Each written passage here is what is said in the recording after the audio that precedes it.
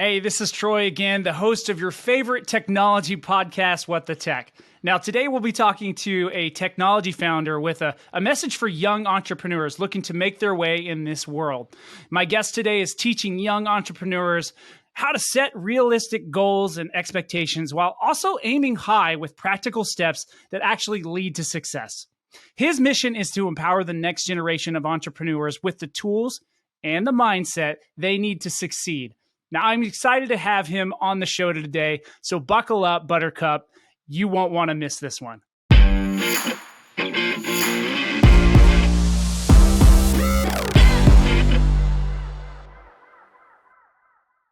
All right. Our next guest today is Steve Bederman. He's a highly regarded contact center industry innovator and the president and CEO of Noble Biz. Now, he's also the author of an Amazon best-selling series of corporate thrillers, go figure, novels, including The CEO, Executive Execution, Business as Usual, and Connections. Now, with more than 40 years of experience, Steve is so passionate about teaching young entrepreneurs how to really set realistic expectations and goals while also aiming high with some practical steps that really lead to their success early and often. So I'd like everybody to please join me in welcoming Steve Bederman, aka the Renaissance Businessman, to the show. So thank you so much for being with me today. Thanks for having me. I really look forward to this conversation, and I hope that some of those young entrepreneurs are listening, so maybe we can help them along their way. Yeah, man, I actually have tons of young entrepreneurs that tune in. So I'm so excited because I think there's so much to learn. And, you know, yes, technology is changing at a speed I don't think any of us can really keep up with. So thank goodness there's some young and upcomers coming into the business. And but, you know, I think there's so much wisdom in all the things that, you know, we had to do to kind of get to where we are, right, with this generation. And so I'm very excited for you to bestow some of that wisdom on, you know, the people who are listening today. So firstly, though, I did want to dig into the books that you've written, because I love the fact that, you know, you're in the tech space, but here you are, you're writing fiction novels around business. So you can't keep your mind off of business. So that's still there. But, right. You know, how did you find the time, first of all, and secondly, why? Why are you writing fiction novels? And then lastly, who is Mitch Jacobs? Is this like you're like a persona of yourself? Well, he's a very close friend, right? It's funny though. Let me not start at the beginning. I found that the characters in the novel become so close to you that you end up having to continue to write about them because you feel as if it's unfair to them to die, to stop. To stop their life, you know. And occasionally I've killed one or two off, and I mean, it's just very tough to live with. Well, let me tell you quickly the story. So back, I don't know, 15 years ago, I'm a big reader, and I'm a big reader also of thrillers and novels like that.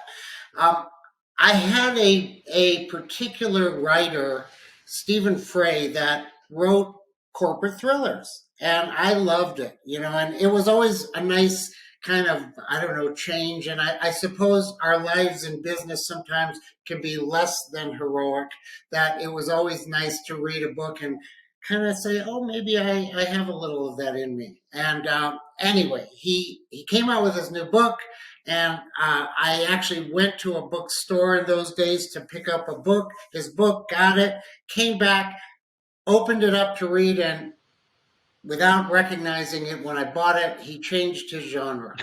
And he completely stopped writing corporate thrillers at that time. And I was like, totally just, I don't know, I was destroyed. So I don't know why, and I had never in my life had any desire to write a book, nor did I think I could or should at all. Not one moment of my life. I literally just sat down on my laptop and wrote what became my prologue of my first book. And I don't know why. I can never explain it. It was a moment of total insanity. So I wrote it, and it flowed right off. It just came, and I think I was a little angry that this guy hadn't given me a good afternoon of escape, and so I escaped myself. And uh, there's a bit of it that was, I think, naturally about a bit about using myself in that character. So I ended up writing it. But here's the thing: I was just happy after I did it, and I couldn't imagine going on. My mom was a also a lover of corporate thrillers, and she was a narrator for the Library of Congress. So Really? she did talking books. And so she was very deeply into it. And I just shared it with her. And I said, hey, look at this. And she's like, wow, I really like that. You have to write more. And I'm like, no, no, I'm not One writing and anymore. done. And she like kind of insisted I did. So I said, okay, I will write until I run out of things to write. So I wrote 5 chapters, and I was done. I gave it to her, and she's like, well, you can't stop now. And so, through that kind of encouragement, I guess I would call it, I wrote this first book.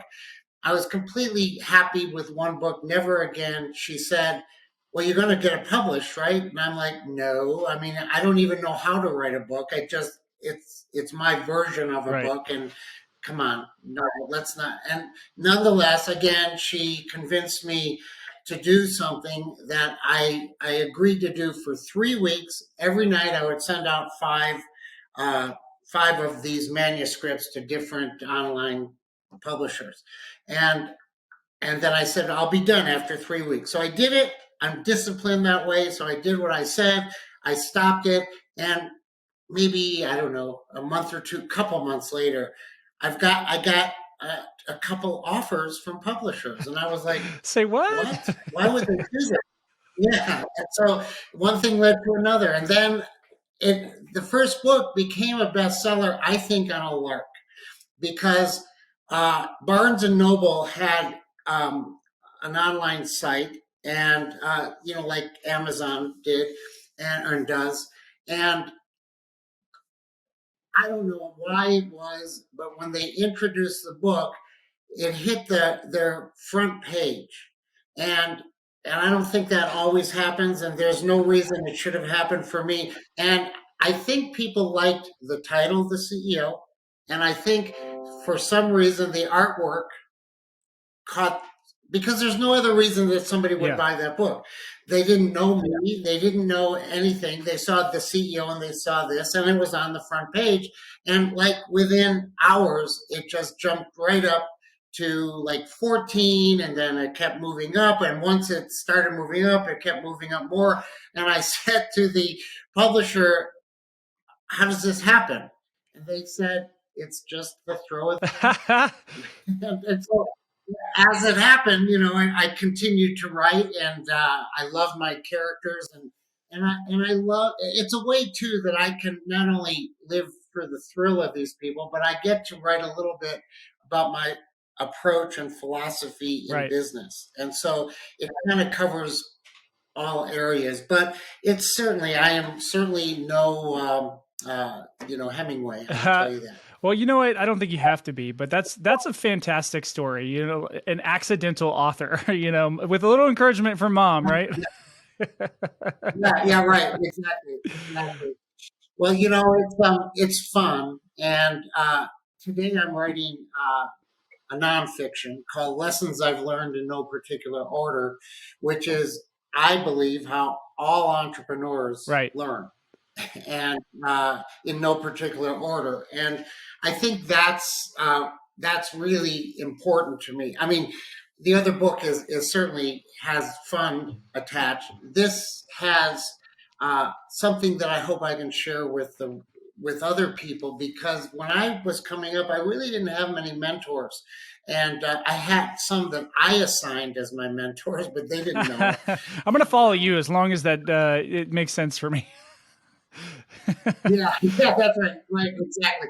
So I I thought, well, maybe I can shortcut it a little for some people. And I started speaking in master's programs at different colleges and thought I would just move it into more of a book. So I'm in the middle of That's fantastic. So those are a bit of the nuggets that you're probably going to drop on us today, as well as in the future, kind of bring those full circle. So I'm looking forward to seeing that. I'm not a big nonfiction reader. Most of what I read is very specific to like what I'm trying to accomplish. But I love fiction in other formats. Like I love a good story, a good movie, things like that. But most of my reading is very specific to like learning a new skill, or learning something new about what I want to do, or deciding if I right, want to do right. something, if that makes sense. Yes. I self-educated myself over 27 years and disciplined myself to read 10 pages of any business book every day, 7 days a week for 27 years. And so I filled up this little head with a lot of information that never really gained an epiphany, but similarly, I gravitated to things that I felt I Right. was missing. Yeah.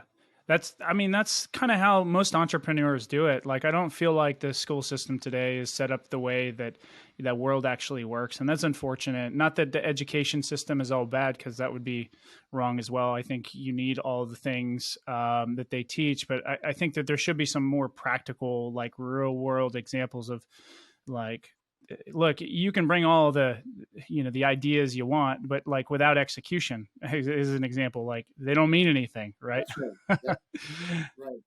A lot of great ideas that are just, I mean, I don't really think much of ideas. And maybe it's because I'm not all that creative idea wise in business. I'm a huge believer that an idea is only sensible if you can Yeah. implement it. And so the implementation becomes the driver, not necessarily Yeah. the idea. Well, I have a hard time believing that, because you're a fiction writer. I mean, that's all ideas. That's taking things and creating things from nothing. So I think there's probably more in there than you're giving yourself credit for, but Well, thank you for that. But I know myself right. best. That's right. Or maybe your wife does, but uh, Yeah, my wife. one more question for you. So I read The Renaissance Man, or Businessman. I'm curious, where did that, originate from? Well, everything comes from Yeah. marketing, right? So many, many years ago, I I was speaking at a conference, for a casino conference, in Okay. fact, and I was the keynote. So I getting ready ahead of time. Somebody in the crowd came up and said, "I am so excited to hear uh, what a Renaissance man sounds like." And I'm like, You don't know if that's well, good or bad, right? I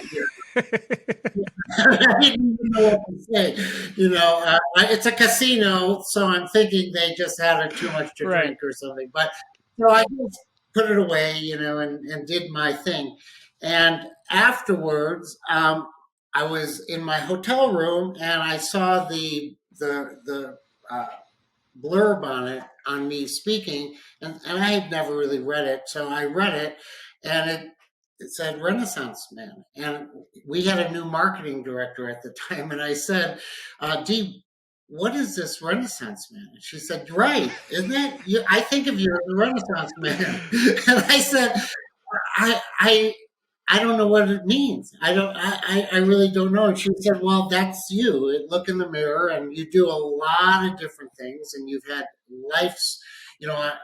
And I said, "Well, what do you mean?" And she said, "Well, look, I started out as a singer songwriter in the music industry, and I did that, and then I went into business and different types of businesses." And she said to me, "With all of your interests, I think of that as a Renaissance man." I said, "Well, I'm kind of embarrassed about that.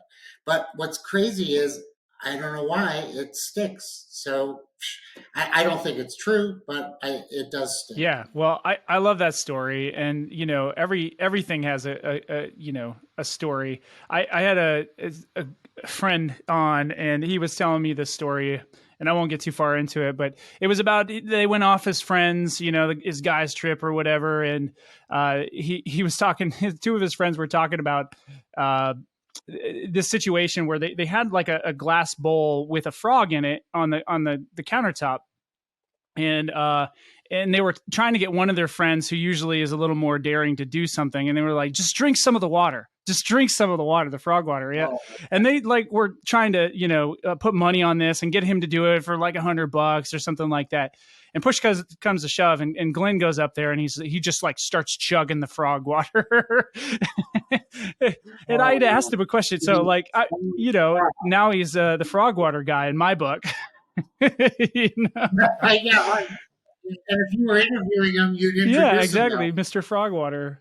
But those are I like that. I was always curious, like, where do you get the nickname? Because that's a pretty cool nickname. I like the nickname. So kudos to the guy who gave it to you. Well, thank you. But more important, did the guy swallow the No, frog? but he did drink the frog water. Yeah. Thank goodness he did that. And does he get warts now? No, I don't think so. He didn't have warts all over his face, anyways. No, I think he's good. Okay. So I am curious as well, kind of shifting gears here. Not many tech companies are based in Cheyenne, Wyoming. Not to say that there aren't somebody, but I am curious, is it a challenge to find talent in their area, or do you have a lot of remote talent? We have staff all Okay. over the world. Okay. I have my world office in Bucharest, Romania, and our office for the last many years was in Carlsbad, California, San Diego area, and I just moved us for a practical reason. I live in Denver, Right. Colorado, uh, and I was really tired of paying. We're a very profitable company, so we pay a lot in taxes. And I was tired of paying, I think it was Yep. 12.7% to California for a tax, which is it's a lot of Yeah. money, right? And I was thinking, where else can I be? And I thought about Colorado because it was like 5%. That's a big savings. And then it occurred to me, just like on a whim, uh, Wyoming is It's zero. zero. Yeah. And, and I suggest to any business that believes in their profitability, their ability to create net income, that they need to think about that. And for us, it's millions of dollars of savings, and I mean that's serious money. Now, we're not trying to run away from taxes, but we certainly think that living within the rules Yep. makes sense. So we started in Cheyenne, but I have to tell you how things work is amazing. How kismet is. I am enamored with Cheyenne, Wyoming. It is so we went there for that practical reason of the tax situation. But the people I have run into, the Chamber of Commerce, the strength of the Chamber of Commerce, the strength of the banks there. We've moved all our monies into Wyoming. I mean, we did way more than I thought we were going to do because we're so connected to the community. And on top of it, um, it's a very, from a political perspective, surprisingly, I was a little worried about that going in. It's a very moderate political environment, somewhat of a carve out of the rest of Wyoming. And so they're very business driven, but very supportive. And we're near Yep. universities, in Colorado, Colorado State, and then University of Wyoming and Laramie just down the road. So uh, it's I think it's an amazing area. Of course, my wife says if you ever even mention moving there, I won't leave you, but I will kill you. So, but no. So we go up there, and our staff, our executives, one or the other of us goes up every week, and then we have staff there. And by the way, it's not difficult to get staff there because every community has great Absolutely. people, and they may not have the degree and the experience, but they have the want. And as long as they have the want, we'll train them anywhere. And we're building a great intern program right now in Cheyenne that's uh, great rewards for the community and even I better love for that, building us. up the next generation. I think technology companies are kind of like foregoing this need for a degree because they really want to teach you specific skills, anyways. They're proprietary to Right. their systems and their processes and things like that. And honestly, don't necessarily want to reteach you how to do things if you're not doing it, the way that's going to be most effective for within that company. Yeah. So I love that, Yeah. and I love the idea about I echo that. places that are very business friendly. Unfortunately, California has tried to kill like businesses that certainly don't have the profit margins, and that's unfortunate. And there, a lot of states are not far behind that. You see a lot of that in the Northeast, but there are great places. Like I think Florida, Tennessee, Wyoming are great places. For you to have businesses that from a state income tax standpoint, things like that are very friendly. And again, I don't disagree Yes. with you. Like you should take your business where you can find great people, and in today's environment, you can find people globally and still operate within one of those states. So The other thing that happened to us in California was we were getting mandated for our employees in California, our salaried employees in California, we were getting mandated on minimums that we must pay them every year, which were frankly greater than anywhere yep, else. So the same job there paid more. Now we still have many of those employees there, and we do right, that. Okay, but the decision to do it is different than being yep. mandated to do it. And I didn't want our entire operation to be mandated that way. I've owned businesses all over the world, and in Europe in particular, in certain countries, we face that mandate of being told Run your business.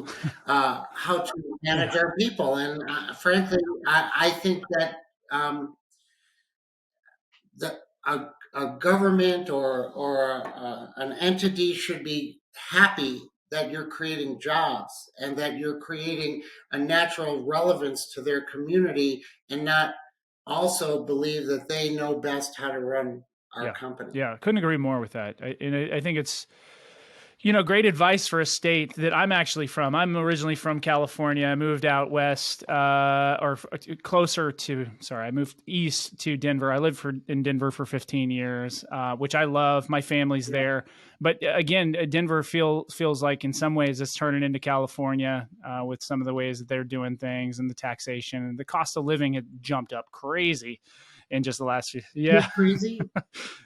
It's crazy, but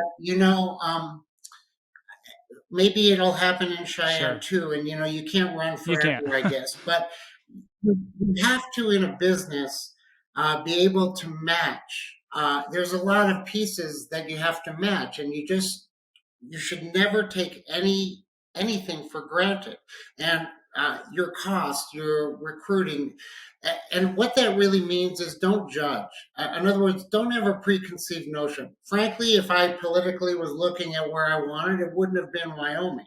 But don't Yeah, judge that. You know, do what is in front of you that meets the needs of your business, and then ride yeah, with it, embrace it. And if you embrace it, see what value you can yeah. get from it. And don't make a half decision anywhere in business, to tell you Oh, the good truth. advice. Good advice. So you've actually been the founder and CEO of many, many companies at this point, in and around the contact center space, tech space, telecommunications. So I'm curious. First of all, why did you get into the industry, and then like kind of what's keeping you interested today? Maybe what's on the forefront of contact center and really the industry of telecom.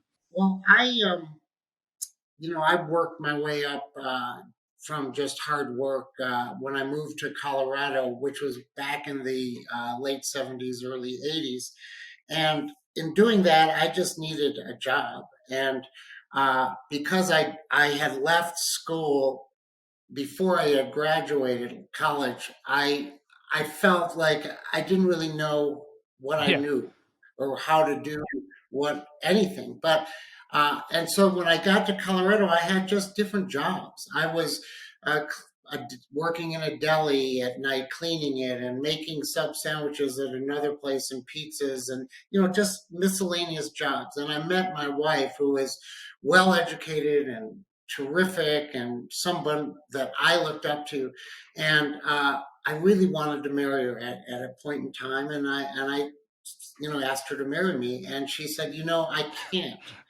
I want to, but I can't marry you unless you promise me one thing, that you get one job instead of a bunch of part-time jobs. And that was a driver. I know it's not like what you may want to hear, but it's real life. And so I didn't know how to do that. So I just found a job in a contact center. And and it was selling chemical lawn care treatments like you see today with Yeah. True Green or ChemLawn. And it was local, and it was just a job, and it was hard. And every day of the year, even in the blizzardy winter months, we were selling lawn care programs. And you had to make 6 sales a day just to keep your job at $805 a month. And so it wasn't commission, that was it. But for me, it met my goals, which was I got to get married to my wonderful wife. So that's what I did. But over time, I wanted Right. more. And that's when I began to realize I didn't know enough, and began this, what I referred to earlier as this daily reading, to kind of just fill up the vessel with knowledge. But at the same time, I pushed, I just pushed, and I looked at the sales manager and I said to myself, I can do that. Uh, Interestingly, at the time, though you may not recognize it today, I was pretty shy. So I had already come out of my shell to be an agent on a telephone. And now I was saying I could manage 25 salespeople. And I went to the owner of the company and said that. And I kept writing things up like proposals, and he kept throwing them. He had a glass wall, and I'd watch him take it, and he'd see me come in for the day, and he'd take it off his desk and throw it. And it didn't demoralize me; it just drove me. And at some point in time, he actually let me have that job. And at first, I just failed miserably, but he allowed me to try again, Yeah. kind of a thing. And when I did, I mean, literally in the first week, I had 13 of the 25 salespeople quit on me. Oh.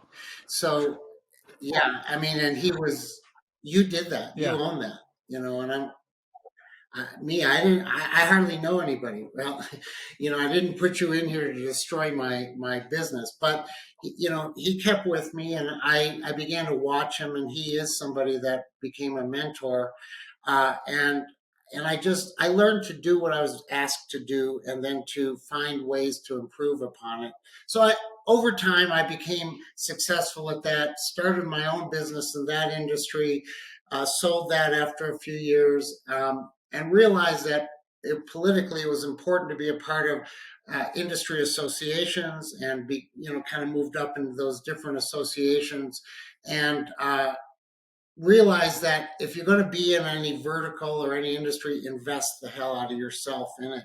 And that's why I would be move up in these associations. And then over time and different opportunities, I lied my way into a national or multinational corporation as the head of their marketing, which I had never done that before. And I have to say, I wasn't telling the truth when I interviewed for it. And I got the job, and I realized, oh my gosh, this is way over me. And so I just broke it down to edible Yeah. parts, and I just started to figure out how to assign tactics to a market plan. So what they did is I had a budget, and they had a history of Yep. tactics that money was assigned to, and the tactics led to X amount of leads, which led to X amount of sales. And so I looked at that, but they assigned me something at first, which was you get to spend less money and we want more leads. That was really the assignment. And so, okay. So I just did it. And I realized I couldn't creatively come up with new ideas that didn't cost Right. more money, not less money.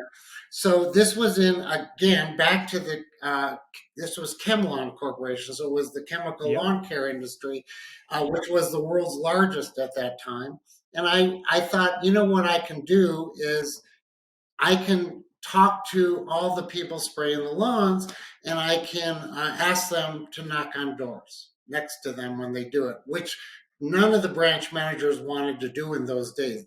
Everybody does it as a practice today, but nobody wanted to do it then because it hurt their production, they felt. So nonetheless, the branch managers rebelled, wouldn't do it.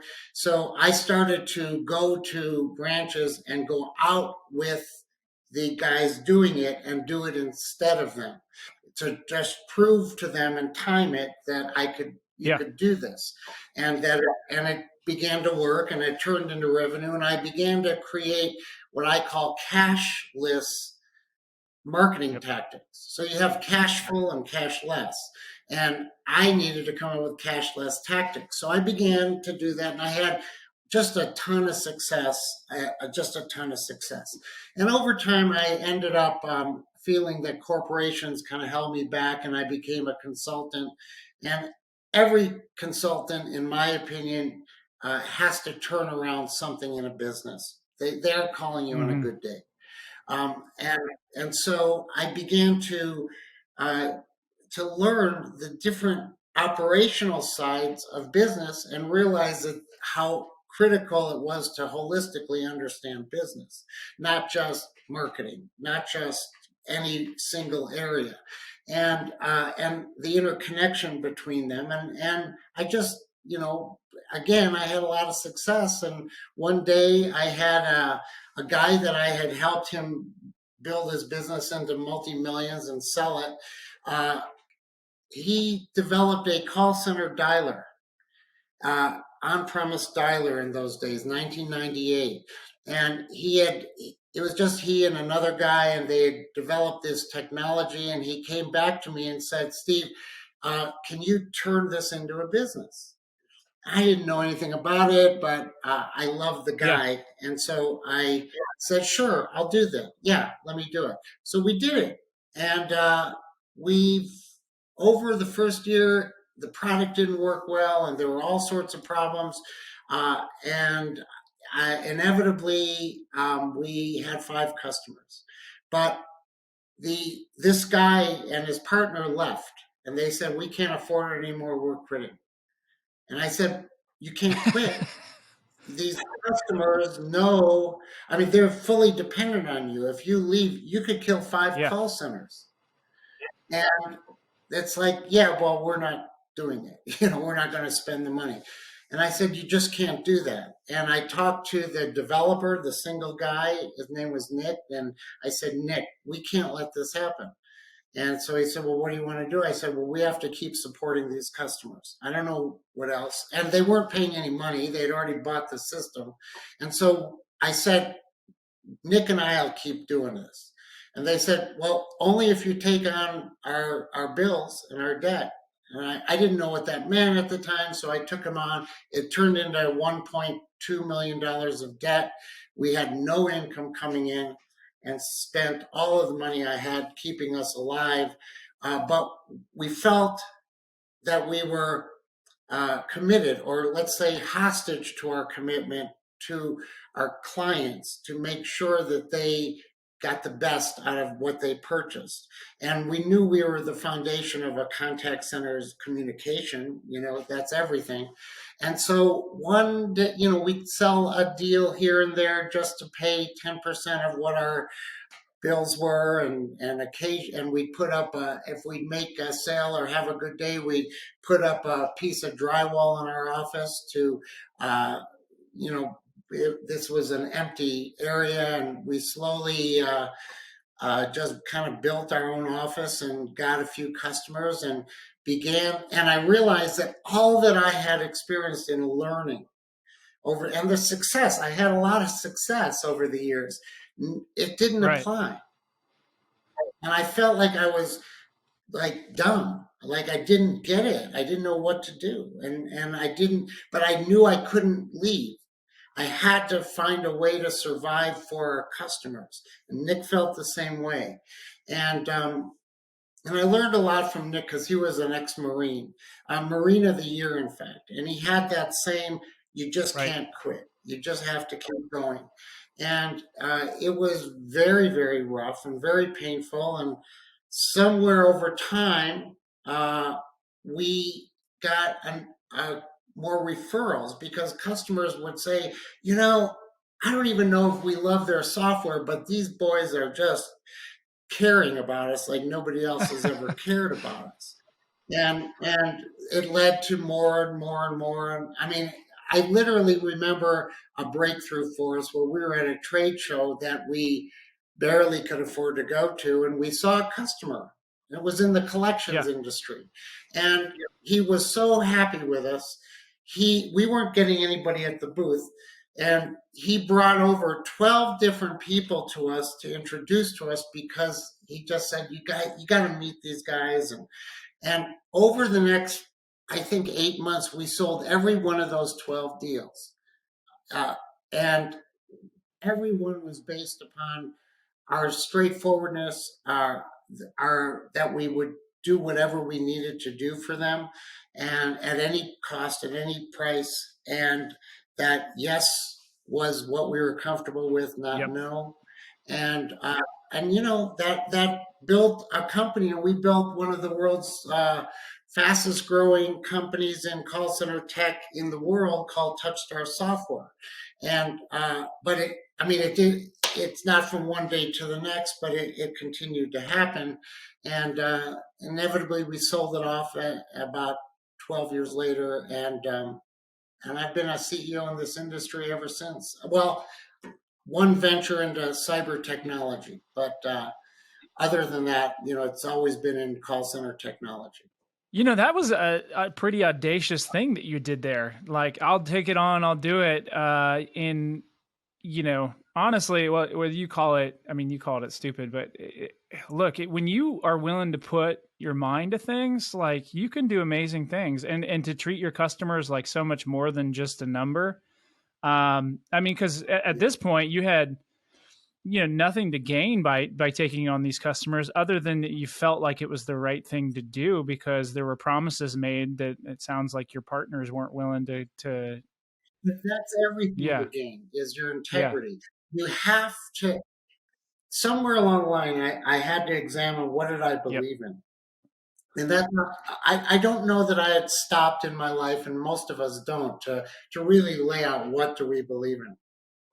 I actually remember writing on a sheet of paper on an airline what I believed in.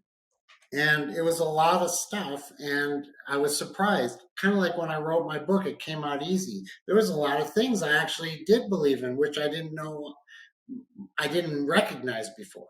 And when I did that, it was an epiphany for me because once I knew, I was clear, consciously clear in what I believed in.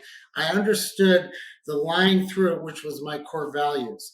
And I understood that living to my core values was the, if, at least in that world, I'm not referring or comparing it to my wife and my daughter, but it was the most important thing. It was my reason for living, which was to be true to my value system. And my value system happens to be based upon this concept that society, business in the world today gives people less, not Mm. more, in my opinion. That's what I believe. And I believe that uh, what we do more as people are transactions, commercial transactions, more than almost anything else if you think about it in your life. There is rarely a day that goes by that there hasn't been some commerce tied to you in your life, whether it's a cup of coffee at Starbucks, it doesn't matter, Hmm. something, right? So all of this is happening all the time, and companies are trying to do less for you than more. And that teaches a society the values of mediocrity, and that you end up building generations and generations of willingness to accept mediocrity in your whole society, because the thing they do most is accept, people begin to accept less than demand more. And I was like, that just is horrible. And I'm going to build a business where we can get comfortable saying yes and doing more, not less.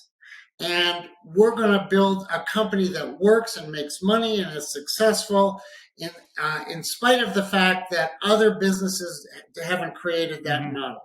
And we're going to do it. And so we didn't know, there were no guidebooks for us to do it. And we just examined, we've actually been doing it. So how do we build process and approach and alignment with our culture around that idea? And then if we can do it, we can take that model and we can pass it off to the next generations in the world and say, look, you don't have to accept mediocrity. We've built a very complex business simply to meet promises, and it works. And we did it up to the first 5 million, and then we were happy, and look how it was working. And then we realized that people were saying to us, yeah, but that's a $5 million company, not a 20. And so we built a 20. And then they'd say, well, yeah, okay, but you're not $100 million company. So the drive was, we had to keep building this bigger company, really to prove the point, and that we could do more, not less, for clients, and we could meet Yeah. promises and build systems to support that so that it was scalable. And I think after that, I don't know, about 80 million, I feel like I never perfected yet how to do it enough, Hmm. well enough, for big enough.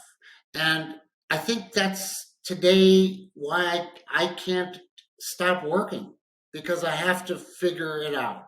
And so Noble Biz, as an example, it's based on we're a promise keeper. That's all we care about. Meet the promise that we make. And we know, we love the opportunity. The mission is that we are the fundamentally most critical piece of somebody's ecosystem, because a contact center that doesn't have any tech to contact people is going to die. So we can't fail our clients. We absolutely can't. We're as important as a trauma person at a hospital. So we get to do that every day and learn our lessons, and hopefully we get better and better at it. And I just love the hell out of the fact that we get to live life with a mission. And it's a simple one. Just do the right Just thing. do the right thing. So if you were going back to, your younger self and just really asking, like, what are the things that you would change? Obviously, that's not one of them, but like, what are some of the things you would change? And then what are maybe some of the lessons you learned along the way? I would change a lot. I would change the conflict that you have when you're in business about money you leave on the table. Can I get more Mm, money? If I and I would where I changed somewhere along the line was recognizing that I don't care about the win, isn't getting the most out of an agreement with a client, the most money out of a deal. And by the way, I'm in an industry where it's all negotiable. Yes, you have your prices, but it's a common thing that people negotiate your prices. So you find yourself in these moments where you're negotiating prices, and it finally got hit me that it didn't matter. What did matter was I want that customer. I want every customer in my bucket. And I don't want to be conflicted by the difference between the how much I make my margin for that client versus needing them in my bucket, and that I couldn't serve two masters. And so I had to choose. And to me, the choice is always, I want my bucket full with everyone, because a simple reason. I think we're the best for Mhm. everyone, not necessarily because of any other thing except we care and it shows. And so that's why we're best for everybody. And so it's going to be best for everybody. And then the aggregate of all that you do turns into a certain level of profitability or and cost, and that's a separate issue. And so I learned how to separate these pieces, because and while other companies we competed with were debating or follow back and forth in negotiations, we finally just said to our salespeople, just cut the deals. You don't need to come ask me. Here's our parameters. You can see at this point we're going to die, so you can't do Right. that.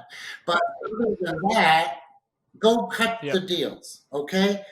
And just cut deals and get it done. Get it done. Don't ask. And what we found is we were pulling deals off the table while other companies hadn't yet responded to the last offer and negotiation and email. And the other thing we learned pretty quickly was pace is a lot. Pace is a critical piece.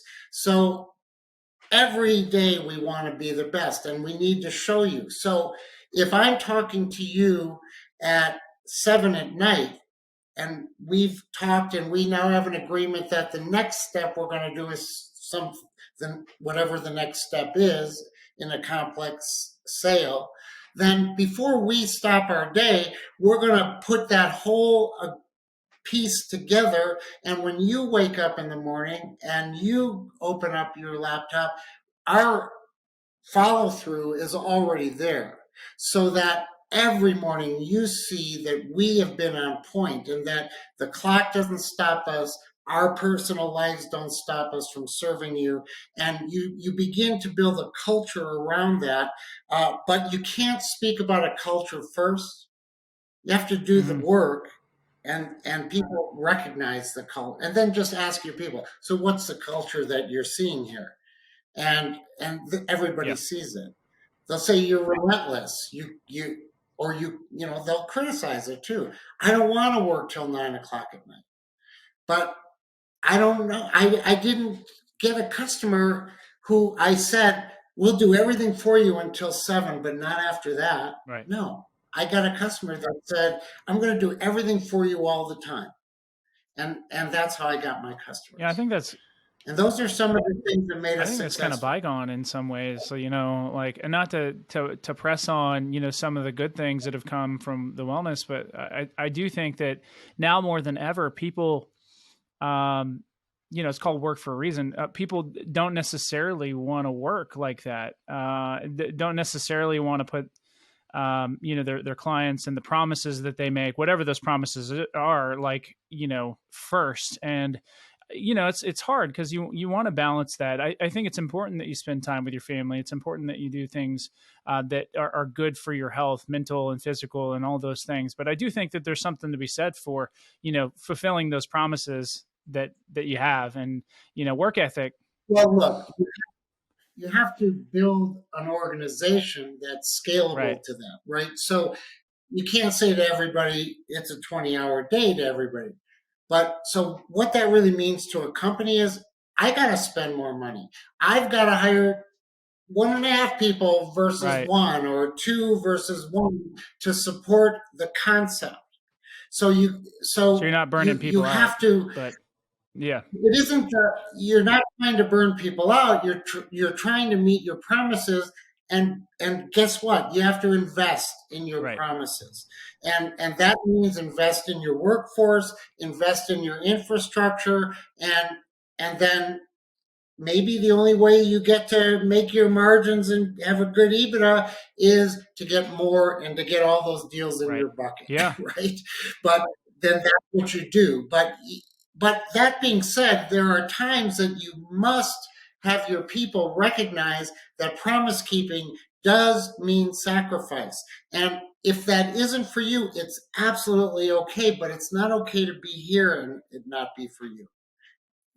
We will support you, but you have to support the promise Yeah, that we I make. love that. I never heard that before. I don't know if you pulled that or coined that from something, but it does take sacrifice. And Yeah, it's not always butterflies and rainbows and unicorns and all the things that people think it's going to be. that's right. And then nobody gets to where really Steve gets.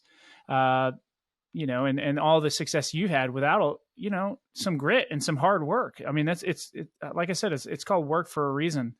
And I just love your passion about doing the right thing by your customers, because that really is what it's all about. If you're going to lay it all on the line, you're going to say, hey, I'm going to promise to do X, Y, and Z, whatever those things are. And then you don't deliver on that. That Right. really is, a broken promise in many ways. And so, not to say that you don't make mistakes, because that happens, not to say that you won't fail So at times, that, that happens, but it's the effort. I think people, like you said, your first 5 customers weren't exactly like blown away by the technology or anything, but they were blown away by you and Nick. And that sometimes is enough. yeah, right. Yeah. Well, it was, and then you want to just do Yeah. more, right? Because you know that you're never good enough.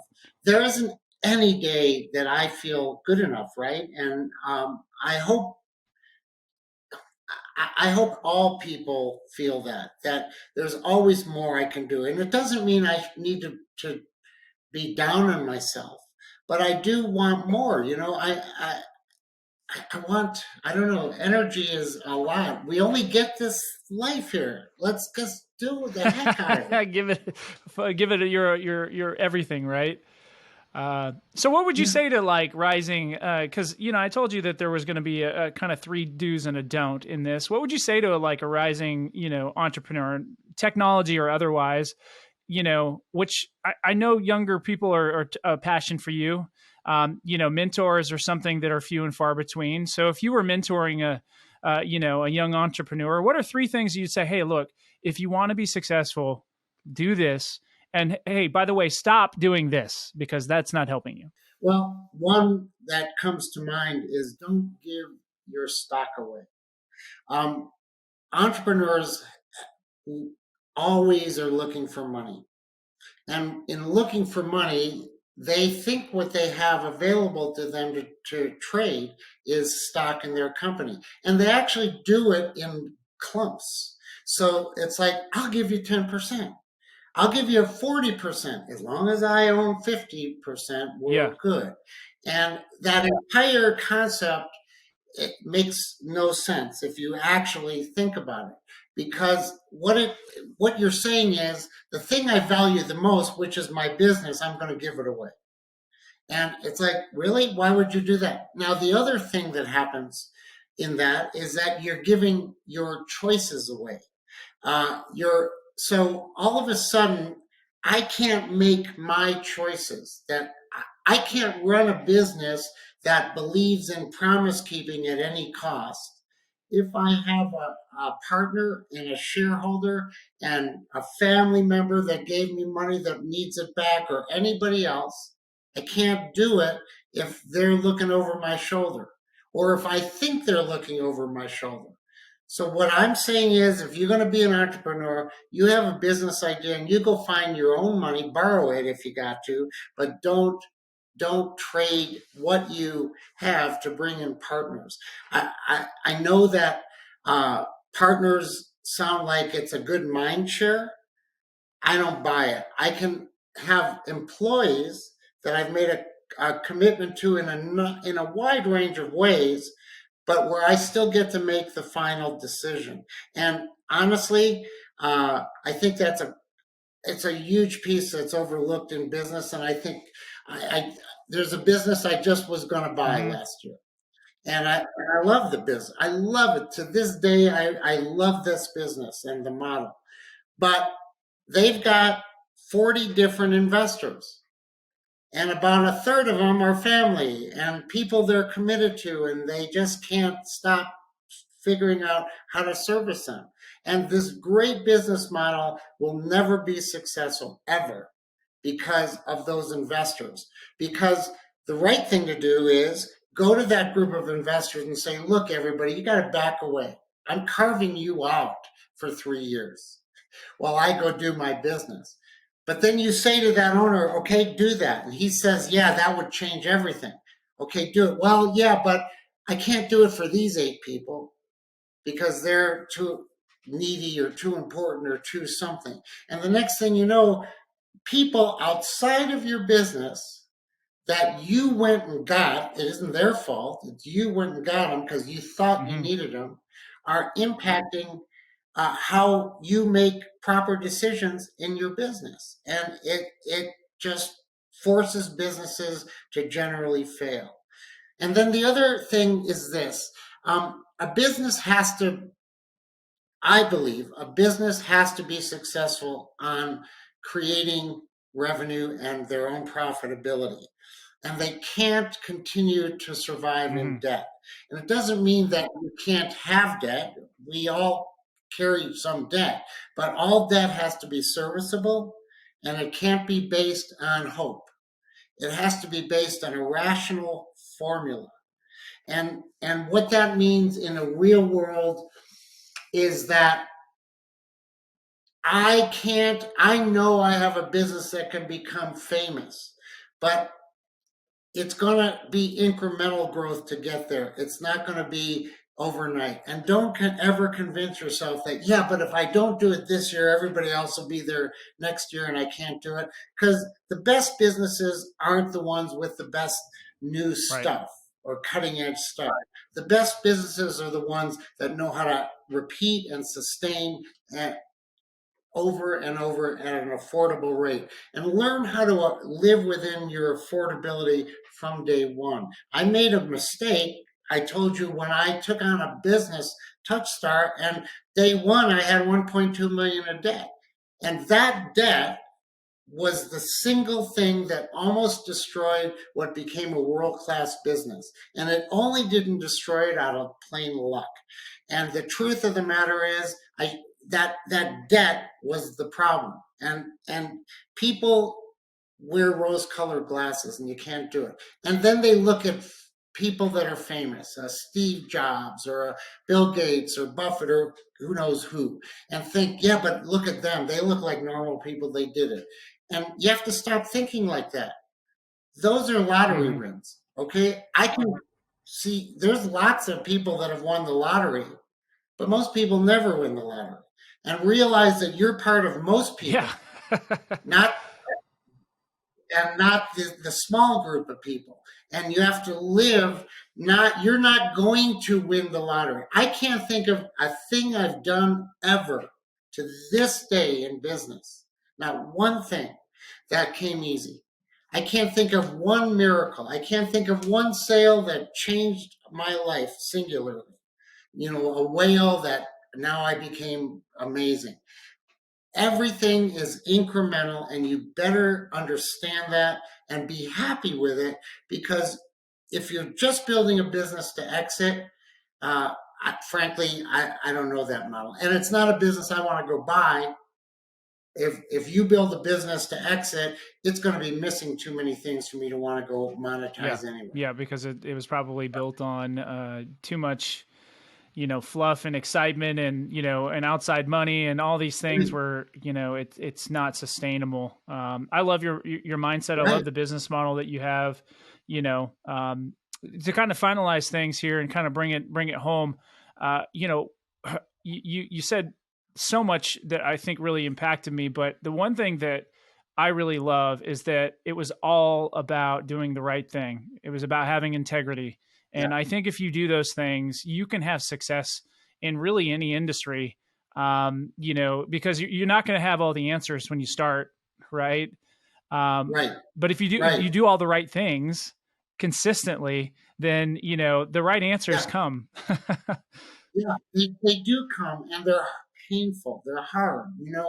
I think of my own family where there was a time when it was like we were living on a park bench to keep our business going. And it's like, Steve, you got to stop this. You're killing Right. us.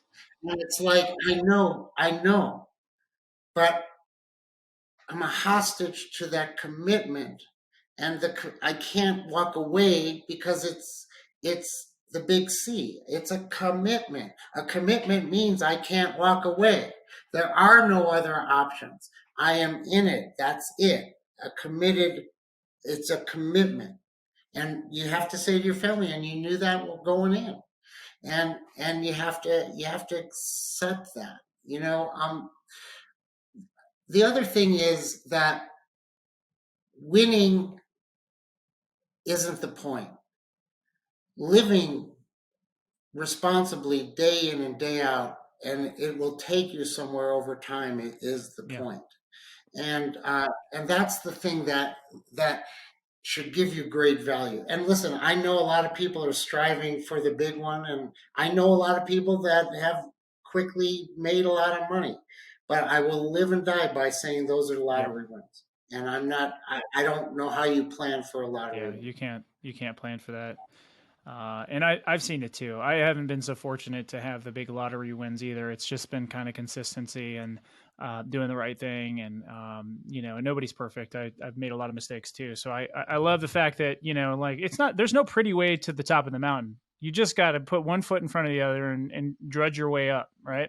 Yeah, and love the process. You just have to, even on the worst days, you still got to love the process. And relish those days, because you know it's the pain that you go through to change, to Yeah. become better. Yeah. I love it.